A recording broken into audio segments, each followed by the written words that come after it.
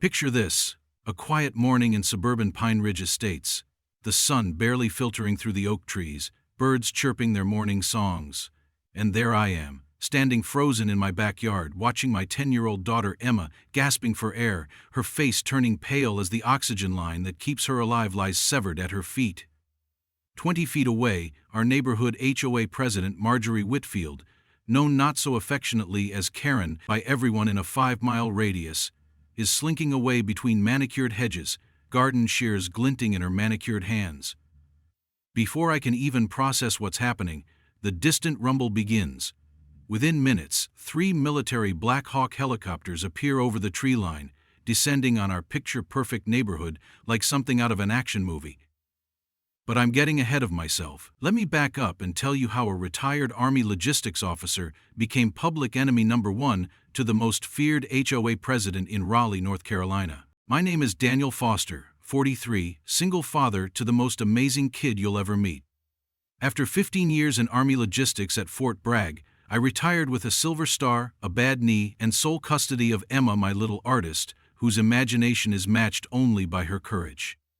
Emma has a rare respiratory condition that most doctors can't even pronounce. Essentially, her lungs never fully developed, and she requires supplemental oxygen 24/7. The oxygen concentrator in our house connects to a thin tube that follows her everywhere. It's her lifeline, literally.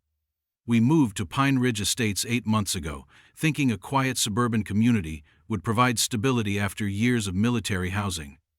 The neighborhood looked like something from a real estate commercial: matching mailboxes, pristine lawns, and an actual white picket fence surrounding the community playground. What the brochure didn't mention was Marjorie Whitfield, 5'9" of pure HOA tyranny, with a blonde bob cut that seemed carved from stone and a perpetual expression that suggested she just smelled something unpleasant. Our first run-in happened exactly 6 days after we moved in.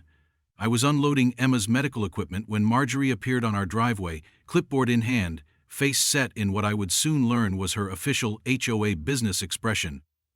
"Mr. Foster," she said, not bothering with introductions, "your moving truck has been parked for over 4 hours.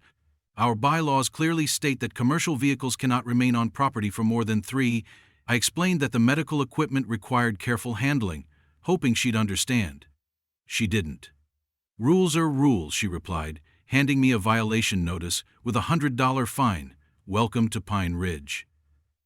As she walked away, I noticed her gaze lingering on Emma's oxygen tube, snaking from the house through the partially open door. Her eyes narrowed almost imperceptibly, and I felt a chill that had nothing to do with the autumn air. I should have recognized it as a warning. The oxygen tube became Marjorie's obsession. 2 weeks later, I received an email citing unapproved external modifications to my property. The modification? Emma's oxygen tube, which sometimes extended to our small backyard patio where she liked to sit and draw.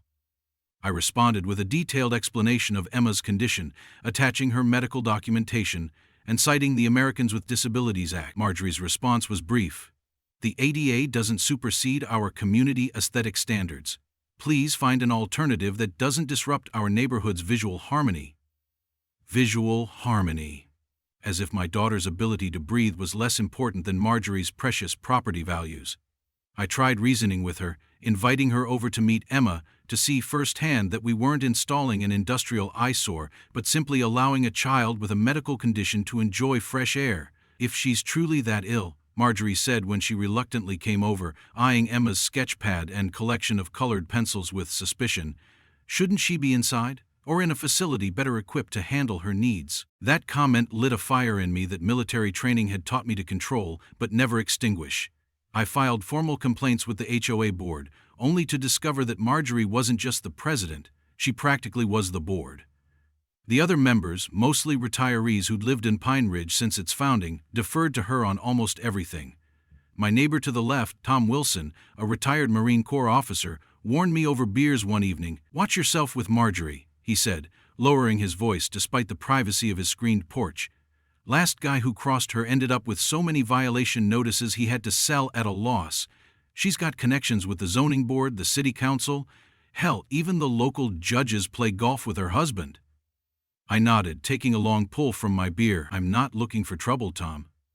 But I'm not going to keep Emma cooped up inside because Marjorie thinks her oxygen tube clashes with the neighborhood aesthetic. Tom studied me for a moment, then nodded. You've still got friends at Bragg, right? Might be time to call in some favors. I didn't know then how prophetic his words would be. The situation escalated over the next few months. Violation notices appeared weekly. Improper trash can placement, unapproved garden decorations, a butterfly wind chime Emma had made in art therapy. Holiday decorations left up 2 days too long. Each came with increasingly hefty fines, and each was transparently targeting us. Other neighbors had the same violations but never received notices.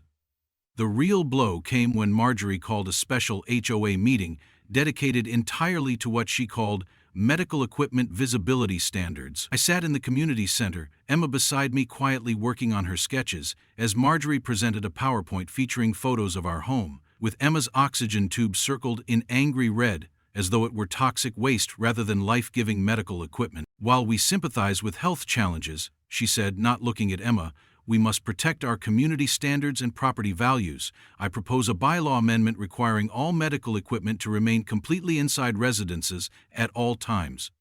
I stood up, keeping my voice steady, as years of military briefings had taught me would effectively imprison my daughter inside our home. The oxygen tube needs to reach the backyard so she can enjoy fresh air and sunlight, things her doctors specifically recommend. Murmurs rippled through the room. Some neighbors looked uncomfortable, but most avoided eye contact. Marjorie smiled thinly. We'll put it to a vote next month. In the meantime, Mr. Foster, please find a way to comply with our existing standards. As we left, Emma looked up at me with eyes too wise for her years. Dad, she whispered, why does that lady hate my breathing tube so much? I didn't have an answer that wouldn't terrify her. How do you explain to a 10-year-old that some adults value property aesthetics over a child's ability to breathe freely? Instead, I called my old Army buddy Jackson, who now worked in JAG. She's violating federal law, he confirmed after hearing the whole story. The Fair Housing Act prohibits discrimination based on disability, and refusing reasonable accommodations for medical equipment definitely qualifies. He helped me draft a formal legal letter citing relevant statutes and precedents, which I sent certified mail to Marjorie and every HOA board member. Her response came 3 days later, not in writing, but in person. She appeared at our door one evening, 2 men in suits standing behind her. One introduced himself as the HOA's attorney. The other remained silent, looking bored. Your threats have been noted, she said, handing me a thick envelope. These are amendments to our bylaws that the board approved in emergency session yesterday. You'll find that medical equipment regulations now explicitly fall under our authority.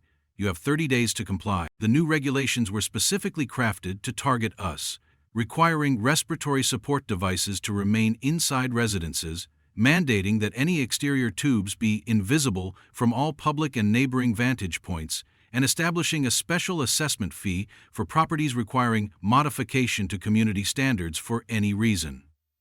It was discrimination wrapped in legalese, and even my JAG friend said challenging it would mean expensive litigation. She knew exactly what she was doing, Jackson said when I called him.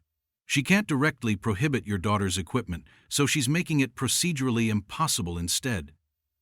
Emma's health began to suffer.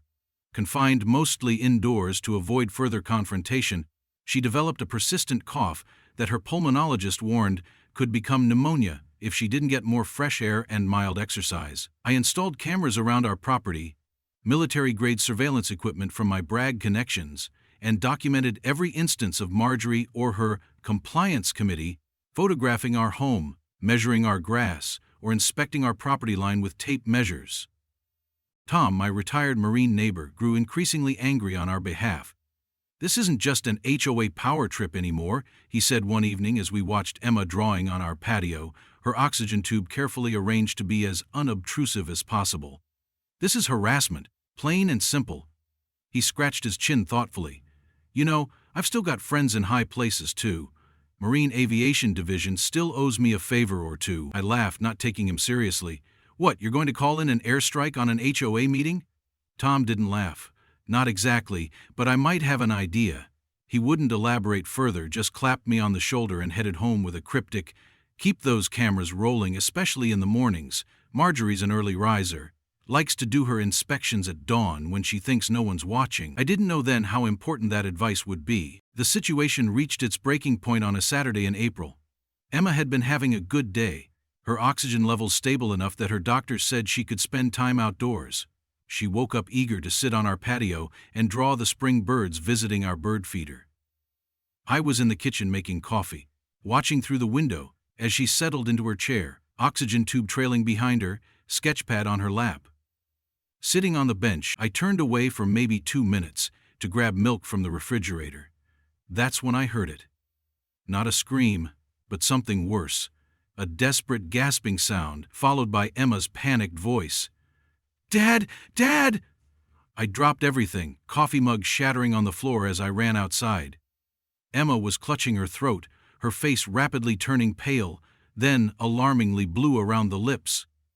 Her oxygen tube lay on the ground, cut clean through. The telltale hiss of escaping oxygen confirmed what I was seeing. Someone had deliberately severed her lifeline. Pain kicked in. I grabbed the emergency portable oxygen tank we kept by the back door, connected it to Emma's nasal cannula, and watched with relief as her color slowly returned. Only when I knew she was stable did I allow myself to look around. Movement caught my eye. Someone in a light blue tracksuit slipping between houses. I recognized that particular shade of blue immediately. It was Marjorie's daily walking outfit. My security cameras would later confirm what I already knew. Marjorie had entered our yard at 6:15 a.m., garden shears in hand, and deliberately cut Emma's oxygen tube while my daughter sat drawing. She looked directly at the camera afterward, a small smile playing at her lips before she walked away. It wasn't negligence or accident. It was a calculated attack on a child's medical equipment. In military terms, it was an act of war. Hands shaking with fury, I carried Emma inside and called 911. Then Tom. While waiting for the ambulance, I downloaded the security footage to my phone. Tom arrived within minutes, took one look at Emma's face and the cut tube, and made a call of his own. "It's happening now," was all he said to whoever answered. "Operation Breathe Easy is a go." I was too focused on Emma to ask questions. The paramedics arrived quickly, checking Emma's vitals and ensuring she hadn't suffered oxygen deprivation long enough to cause damage. They were loading her into the ambulance for a precautionary hospital visit when the first vibrations began. A deep, rhythmic thumping that anyone who served recognizes instantly. Helicopter rotors. And not just any helicopters. Military-grade choppers approaching fast. I looked at Tom, who merely checked his watch and nodded. Right on time. 3 Black Hawk helicopters appeared over the tree line, flying in perfect formation at what had to be just above minimum legal altitude for residential areas.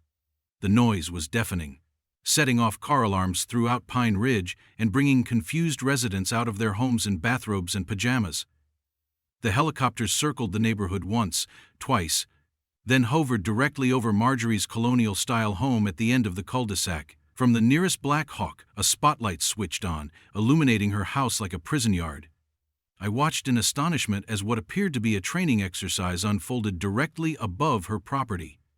Tactical teams descended, bright lights flashed, and communications equipment crackled loudly enough to be heard even over the rotors. None of the personnel ever touched her property. They stopped just short, maintaining position several feet in the air, but the message was unmistakable. The commotion brought everyone outside, including Marjorie, who emerged in her blue tracksuit, face contorted with rage as she shielded her eyes from the spotlight. That's when Tom stepped forward, addressing the growing crowd of neighbors. "Ladies and gentlemen of Pine Ridge Estates," he called out, his parade ground voice carrying easily over the helicopter noise. "I regret to inform you that your HOA president, Marjorie Whitfield, was caught on camera this morning committing what could be classified as attempted murder." Gasps rippled through the crowd. Tom held up his phone, playing the security footage for all to see. There was no mistaking Marjorie's distinctive figure as she snipped Emma's oxygen line, then smiled at the camera. A 10-year-old child was deprived of oxygen and nearly died because Miss Whitfield here decided that medical equipment violated her precious aesthetic standards. The crowd's mood shifted instantly. Neighbors who had silently supported Marjorie's reign now backed away from her as though she were radioactive. Mrs. Jenkins, an elderly resident who had always voted with Marjorie, stepped forward. "Is this true? You cut that poor child's oxygen?" Marjorie's face flushed.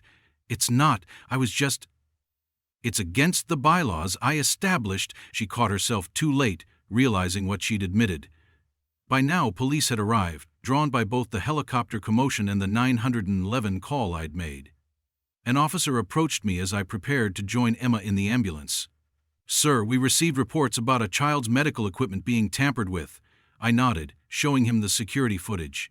His expression hardened as he watched. "Wait here, please," he conferred with his partner, then approached Marjorie, whose imperious attitude shifted to panic as he read her Miranda rights. As Marjorie was escorted to a police cruiser, the Black Hawks began to ascend. The side door of the lead helicopter slid open briefly, and I could have sworn I saw a familiar face. My old commanding officer, Colonel Jenkins. Saluting before the door closed and the formation banked away, Tom stood beside me, satisfaction evident in his weathered face. "Called in that favor," he said simply, training exercise over residential areas, all perfectly legal, with the right paperwork. "Figured if she wanted to make a scene about your daughter's medical equipment, we'd show her what a real scene looks like." I gripped his shoulder, words failing me. He nodded in understanding. "Go be with your little girl. The rest of this mess will sort itself out." And sort itself out it did, with remarkable speed. Within 24 hours, video of Marjorie's arrest, alongside security footage of her cutting Emma's oxygen line, had gone viral across the region. Local news vans camped outside Pine Ridge Estates, running special segments on HOA terrorism and when community standards go too far. The remaining HOA board members, desperate to distance themselves from the scandal, unanimously voted to dissolve the current leadership and called for emergency elections. Marjorie faced multiple charges: criminal mischief, reckless endangerment of a child, assault with a deadly weapon. The DA argued that cutting oxygen to a respiratory patient constituted a deadly weapon, and violation of the Americans with Disabilities Act. Her lawyer attempted to plea bargain, but the prosecutor, who happened to have a child with cystic fibrosis, refused to budge. The judge, far from being Marjorie's golf buddy as rumored, set bail at $50,000 and issued a restraining order prohibiting her from coming within 500 feet of Emma or our home. Emma returned from the hospital the next day, greeted by dozens of neighbors bearing cards, gifts, and sincere apologies for not standing up sooner. Mrs. Jenkins led a group of elderly residents in presenting a handmade quilt emblazoned with the words, "Emma's Sky," a reference to our fight for her right to enjoy the outdoors. The most surprising visitor was Robert Chen, the silent man who had accompanied Marjorie and her lawyer to our house weeks earlier. "It was hired to assess property values," he explained, looking genuinely ashamed. "Marjorie claimed your medical equipment was devaluing the neighborhood by 15%. I found no evidence to support that claim, and told her so in my report, which she apparently ignored. I have submitted my findings to the district attorney." The emergency HOA election was held 2 weeks later. Tom was elected president by a near-unanimous vote, with his first official act being the establishment of the Emma Foster Rule, a bylaw amendment explicitly protecting the rights of residents with medical needs. Marjorie's legal troubles compounded when investigations revealed she had embezzled nearly $70,000 from the HOA reserve fund over the past 3 years. Her husband filed for divorce upon discovering she had also forged his signature on multiple HOA documents. Their house went on the market with a drastically reduced asking price. "Motivated seller" became the understatement of the year. She ultimately accepted a plea deal, 2 years in state prison, restitution of all embezzled funds, and a permanent injunction preventing her from serving on any HOA board in the state. As for the mysterious Black Hawk incident, the official military statement claimed it was merely a navigational training exercise that coincidentally passed over Pine Ridge Estates. Colonel Jenkins, when questioned by a persistent local reporter, offered only a cryptic smile and the comment, "The United States military has always believed in protecting its own, active duty or retired. That's all I have to say on the matter." 6 months later, Pine Ridge Estates has transformed. Under Tom's leadership, the HOA now focuses on actual community building rather than punitive enforcement, monthly block parties, a community garden, and a newly established scholarship fund for children with medical needs, the first recipient being Emma, of course. Emma's health has improved dramatically with her renewed freedom to enjoy outdoor time. Her pulmonologist notes her lung function has increased nearly 20%, which he attributes to reduced stress and increased activity. Her artwork now hangs in the community center, colorful landscapes and portraits of neighbors who have become friends. The oxygen tube that caused so much controversy? It's been upgraded to a more flexible, longer version that allows her even greater mobility. Sometimes I catch neighbors glancing at it, not with disapproval, but with a protective pride. That tube represents a battle our community fought together and won. As for me, I've found unexpected purpose in helping other families navigate HOA disputes involving medical accommodations. My JAG friend Jackson and I have established a small nonprofit offering free legal advice to homeowners facing similar discrimination. We've already helped 3 families in neighboring counties, and word continues to spread. Tom jokes that we should name the organization Black Hawk Down with HOAs, but we settled on the more professional Home Health Advocacy Project. Life has a way of presenting unexpected missions, and this one suits my logistics background perfectly. Organizing resources, planning strategies, and ensuring vulnerable people get what they need to thrive. Every now and then, when military helicopters conduct actual training exercises in the area, Emma looks up at the sky and waves. My guardian angels, she calls them. And in a way, she's right. Sometimes protection comes from unlikely sources: retired soldiers, awakened neighbors, and yes, occasionally 3 Black Hawk helicopters appearing exactly when needed. Standing in my backyard now, watching Emma sketch under the oak tree, oxygen flowing freely through the tube that caused so much conflict, I reflect on what we've learned. Communities aren't defined by matching mailboxes or regulation paint colors. They're built on how we treat our most vulnerable members. Whether we view difference as a threat to property values or an opportunity to grow in compassion. Marjorie saw only an eyesore where I saw my daughter's lifeline. In the end, Pine Ridge chose which vision to embrace. As for those Blackhawks, Tom still smiles mysteriously whenever they're mentioned. Colonel Jenkins sent Emma a model helicopter for her birthday with a note that read simply, "Breathe free, little artist. The sky belongs to everyone." Some battles are fought with garden shears and bylaws, others with security cameras and legal briefs, but the most important ones are won when good people refuse to stay silent in the face of cruelty.